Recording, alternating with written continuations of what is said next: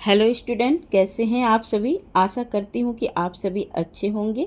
जैसा कि आप सभी जानते हैं कि आपकी रिजल्ट जो है डिक्लेयर्ड हो गया है और आशा करती हूँ कि सभी के अच्छे मार्क्स आए होंगे, क्योंकि इस बार रिजल्ट बहुत ही अच्छा आया हुआ है। प्रत्येक साल ऐसे ही होता है, कभी अच्छा आता है तो एक साल बुरा भी हो जाता है, फिर अगले साल अच्छा आता है। ऐसी ही प्रक्रिया चलती रहती है। वैसे आए भी क्यों नहीं, आप टीचर से ज़्यादा मेहनत जो किए हैं, आप लोगों ने ही तो मेहनत किया है।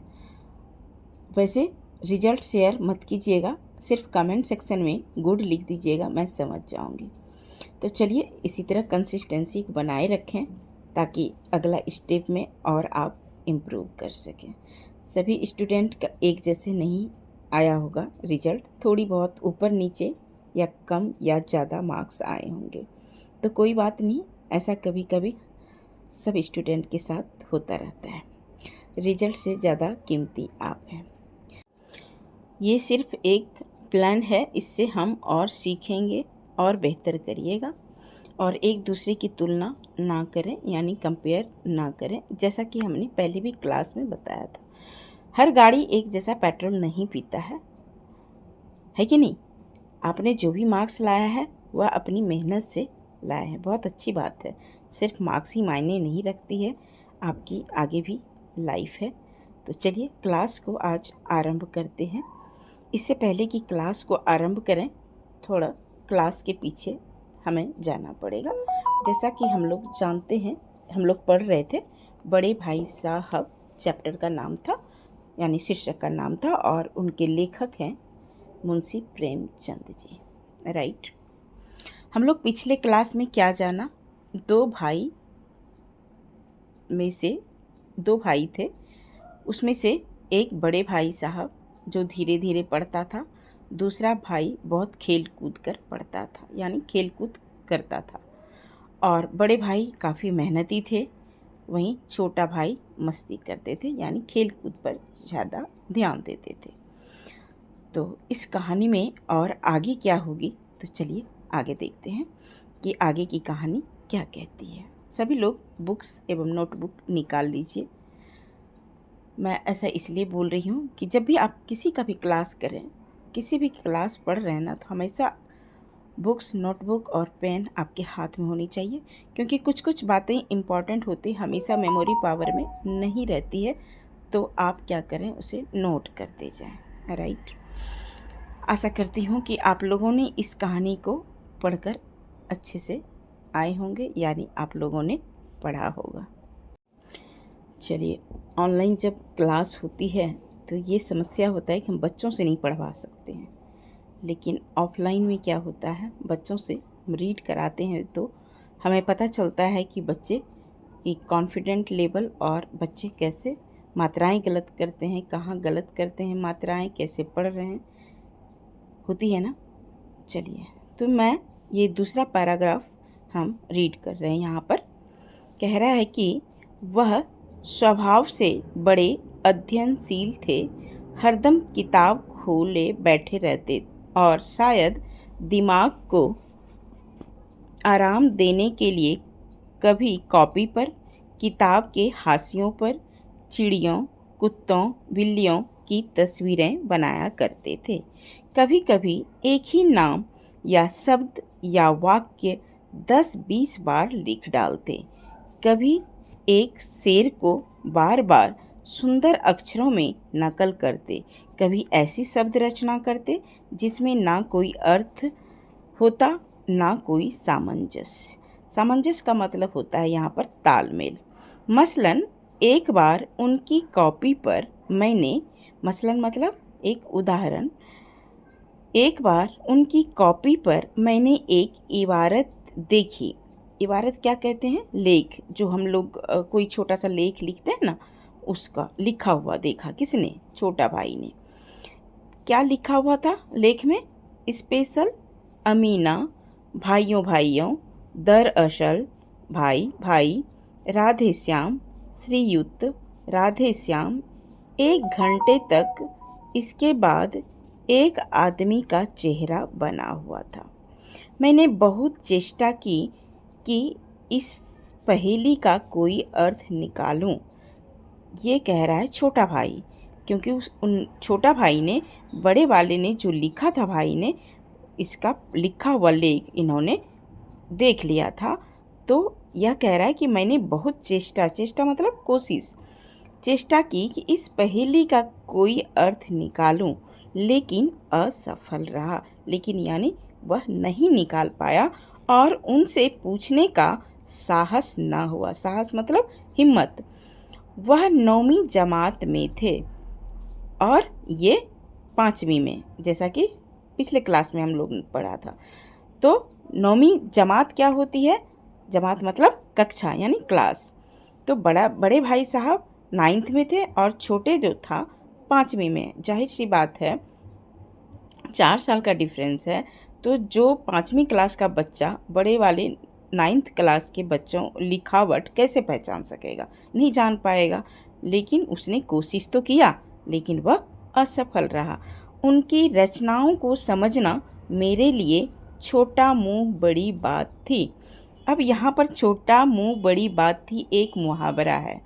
यहीं से आपको प्रश्न पूछता है पेपर में, जब आपके बोर्ड के एग्ज़ाम होते हैं। आप सोचते हैं कि पूरा मुहावरा पढ़ लेता हूँ, कहीं ना कहीं तो पूछ ही देंगे, लिख ही लूँगा, नहीं भी लिखेंगे तो क्या ही हो जाएगा, है ना। लेकिन आपके बुक्स में ही है मुहावरा, और यही बुक से वहाँ पर एग्ज़ाम में पूछ दिया जाता है। छोटी मुँह बड़ी बात, ठीक है। अक्सर आपने देखा होगा कि बड़े लोग को कई बार छोटे जो होते हैं, चाहे वो रिश्तेदार हो, चाहे फ्रेंड्स हो, चाहे घर में हो, भाई बहन हो, तो छोटी अगर बोल देते हैं ना कुछ, तो बड़ों को बहुत चुभता है। कह इसलिए कहते हैं ना कि हमारे से कितने साल की छोटी है, इसको बोलने की तमीज़ नहीं है, हमें इसने बोल दिया, बहुत बड़ी बात। तो यही होता है छोटी मुँह बड़ी बात, ठीक है। तो आपने क्या देखा? बड़े भाई साहब बहुत पढ़ाकू थे, अध्ययनशील थे। वे हमेशा किताब लेकर बैठे रहते थे, लेकिन पढ़ाई के बीच बीच में उनका मन भटक जाता था। तो इसलिए वो क्या करते थे, जब मन भटक जाता है तो क्या करता था, कॉपी पर अलग अलग चीज़ें करने लगते थे। कभी चिड़िया, कभी कुत्ते, कभी बिल्ली, कभी कुछ की तस्वीरें शेर की, कभी तस्वीरें बनाते थे। कभी एक ही शब्द या कई नाम जो है एक ही बार लिखते थे। ऐसे में तो लोग कहेगा क्या, ये पागल है क्या, हैं, एक ही नाम को इतने बार लिखे जा रहा है, कुछ और लिख लें। लेकिन नहीं, वह पागल नहीं था, लेकिन उसका मन भटक जाता था। तो कभी कुछ, कभी कुछ, कभी डायरी लिखना, कभी लेख लिखना, कभी किसी शेर, कुत्ते, बिल्ली की तस्वीरें बनाना, ऐसी उनकी आदत थी। कभी किसी कविता छंद की लाइन सुंदर लिखावट में भी उतारते थे। क्या वो पागल अगर होता तो कोई छंद का, कोई कविता का लाइन सुंदर लिखावट में उतारते थे? जानते हैं आप, सुंदर लिखावट लिखना मतलब एक पेज को 10 बार लिखना, तभी आपकी राइटिंग अच्छा होता है, ठीक है। तो कभी कभी वे ऐसे शब्द भी लिखते थे जिनका कोई मतलब नहीं होता था। हालांकि जैसे आपने जो लाइन पढ़ा, स्पेशल अमीना भाइयों भाइयों, ये मुझे भी समझ में नहीं आ रही है, ये क्या है? स्पेशल अमीना भाइयों भाइयों तो समझ में आती है, ये कोई शब्द है? वो लिखे थे। तो इसका असली अर्थ जो होता है, यही कह रहा है कि असल में इसका कोई सही अर्थ नहीं है। क्योंकि मुझे भी नहीं पता था, एक सेकेंड, क्योंकि मुझे भी नहीं पता है, क्योंकि ये कोई शब्द ही नहीं है। लेखक यह दिखाना चाहते हैं कि बड़े भाई साहब पढ़ते तो बहुत थे, लेकिन उनका ध्यान हमेशा एक जगह नहीं रहता था। यानी उसका दिमाग जो है बड़े भाई साहब का, एक जगह स्थिर नहीं रहता था। जब उनका मन उब जाता था तो वे बिना मतलब के शब्द लिखने लगते थे या कभी चित्र बनाने लगते थे। तो इससे आपको क्या निष्कर्ष निकला? लगता है कि उनको अपने आप में एकाग्रता की कमी है। वो अकेलापन अपने आप में महसूस कर रहा है और अपनी मन को बहलाने के लिए ऐसा सब कुछ कर रहा है। कभी चित्र बना देता है तो कभी कुछ लाइनें लिख लेती है, और ना किसी यानी आप उनकी अपनी आदत को यह दिखाता है कि हम जो हमारे हैबिट है हम यह कर रहे हैं। उनका मतलब अकेलापन उसको महसूस लगता था तो कुछ भी वो कर डालता था। इसमें कोई उसका गहरा अर्थ नहीं जुड़ा हुआ है। राइट, क्लियर है? चलिए अब दूसरा पैराग्राफ पढ़ते हैं। कह रहा है, मेरा जी पढ़ने में बिल्कुल ना लगता था, 1 घंटा भी किताब खोलकर बैठना पहाड़ था। मौका पाते ही हॉस्टल से निकलकर मैदान में आ जाता और कभी कंकड़ियाँ उछालता, कभी कागज की तितलियाँ उड़ाता और कहीं कोई साथी मिल गया तो पूछना ही क्या। कभी चार दीवारी पर चढ़कर नीचे कूद रहे हैं, कभी फाटक पर सवार उससे आगे पीछे चलाते हुए मोटर कार का आनंद उठा रहे हैं। लेकिन कमरे में आते ही भाई साहब का वह रुद्र रूप देखकर प्राण सूख जाते हैं। उनका पहला सवाल होता, कहाँ थे? हमेशा यही सवाल इस ध्वनि में हमेशा पूछा जाता था और इसका जवाब मेरे केवल मौन था। ना जाने मेरे मुंह से यह बात क्यों न निकलती कि जरा बाहर खेल रहा था। मेरा कह देता कि मुझे अपना अपराध स्वीकार और भाई साहब के लिए उसके सिवा और इलाज ना था। स्नेह और रोज से मिले हुए शब्दों में मेरा सत्कार करें, इसका पूरा डिटेल में बताएंगे।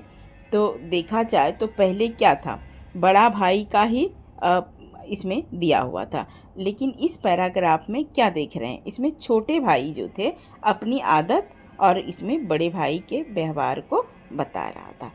पहले तो बड़े वाले भाई का कुछ था कि उनकी एकाग्रपन, मतलब उनको अकेलापन कैसे दिखा रहा था, लेकिन अब इसमें क्या दिखा रहा है कि छोटे भाई का आदत और बड़े भाई का व्यवहार का बता रहा है। तो क्या कहता है लेखक, क्या कह रहे हैं इसमें कि उसका मन पढ़ाई में बिल्कुल नहीं लगता था। किसका? छोटा भाई का। उसे 1 घंटा भी किताब लेकर बैठना बहुत कठिन लगता था, जैसे पहाड़ चढ़ना। मतलब होता है ना, जो बच्चा चंचल होता है ना, आप देखेंगे वो स्थिर से नहीं पढ़ता है। वो 1 घंटा उसके लिए बहुत मुश्किल है। आप लाख कोशिश उसकी माँ बैठा लेना बच्चों को, वो पढ़ता नहीं है। मैं भी खास ऐसे बच्चों को देखी हूँ। तो वो उसको पहाड़ चढ़ना, मतलब उसको लगता था बहुत मुसीबत होता था, क्योंकि वो शरारती इतना था छोटा भाई। 1 घंटा से उसको मन पढ़ने में नहीं लगता था, उब जाता था। मौका मिलते ही वो हॉस्टल से बाहर भाग जाता। अच्छा, ऐसे बच्चों को पेरेंट्स क्या करते हैं ना, हॉस्टल में डाल देते। एक तो हॉस्टल में 2 तरह के स्टूडेंट होते हैं, मैं बताना चाहूँगी आपको कि एक तो पढ़ता नहीं है उसकी वजह से देते हैं, और दूसरा क्या होता है ना कि उसके साथ कोई पढ़ने का साधन ना हो और वो बच्चे हॉस्टल में चले जाते हैं। और दूसरा, जो बच्चा शरारती होता है ना, उसको सुधरने के लिए जेल खाने में डाल देते हैं। Hostel is equal to jail खाना, राइट। हालांकि मैं आपको बताऊंगी, मैं भी हॉस्टल से ही दिन मुश्किल गुजारे। आप सोच सकते हैं, मैं भी ऐसे ही बचपन में शरारती थी। मेरी माँ ने हमको स्टार्टिंग से हॉस्टल में दिया। माँ का प्यार हमने बस बचपन में देखा और लास्ट में देखा, बस उसके बाद हमारी भी लाइफ हॉस्टल की ही तरह बीता है।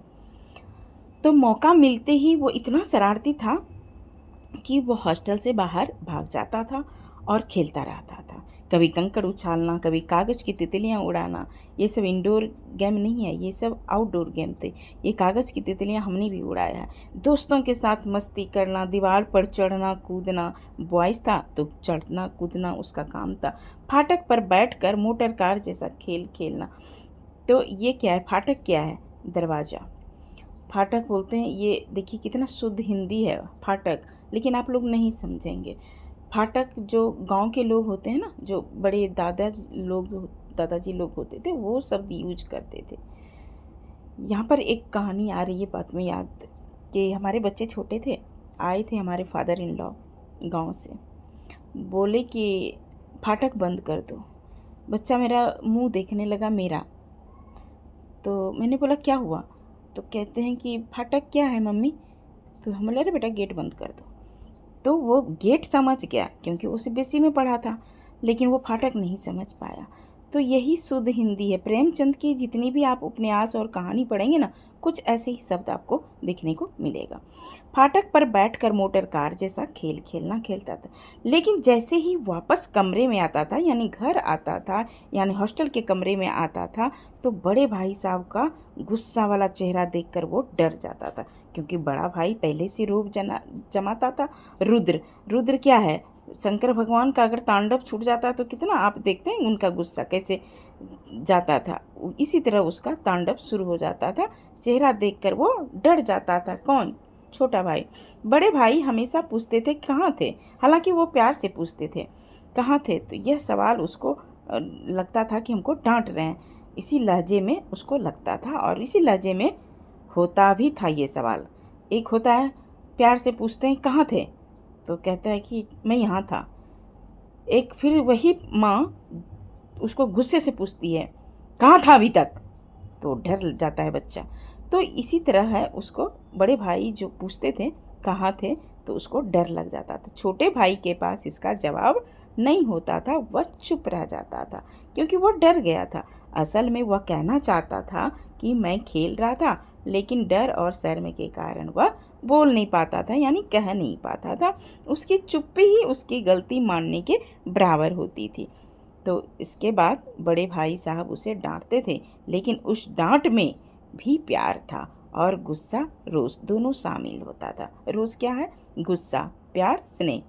स्नेह को मतलब स्नेह मतलब प्यार। तो उसका डांट जो था, प्यार, डांट में प्यार भी था और गुस्सा, दोनों शामिल होता है। तो इससे आप क्या समझे? इस पैराग्राफ से हमें यह पता चलता है कि छोटे भाई का स्वभाव चंचल और खेलकूद वाला था। बड़े भाई साहब वह अनुशासन वाले और जिम्मेदार वाले व्यक्ति थे। ठीक है, उनकी डांट सिर्फ गुस्सा नहीं थी, बल्कि उसमें छोटे भाई के भविष्य की चिंता और प्यार छिपा हुआ था कि किसी तरह वह पढ़ ले। खेल कूद में होता है, एक बड़े भाई जिम्मेदारी का रूप निभाता है। कई बार अक्सर देखते होंगे, चाहे उसके पेरेंट्स हों अथवा ना हो, तो बड़े भाई का जिम्मेदार होता है कि छोटा भाई भी अच्छे से पढ़ ले। यानी यह अंश जो था, ये पढ़ाई और खेल कूद के पीछे का प्रेम का दर्शाता है। ऐसा करती हूँ आपको समझ में आ गई होगी। वीडियो बहुत ज़्यादा लेंदी हो जाएगी, इसलिए हमने इसको इसी तरह पैराग्राफ पढ़ते हुए हम इसे आगे बढ़ेंगे। तो चलिए आज की क्लास में यहीं ख़त्म करती हूँ। मिलती हूँ आप सभी से अगली कक्षा में। तब तक के लिए take care and bye bye.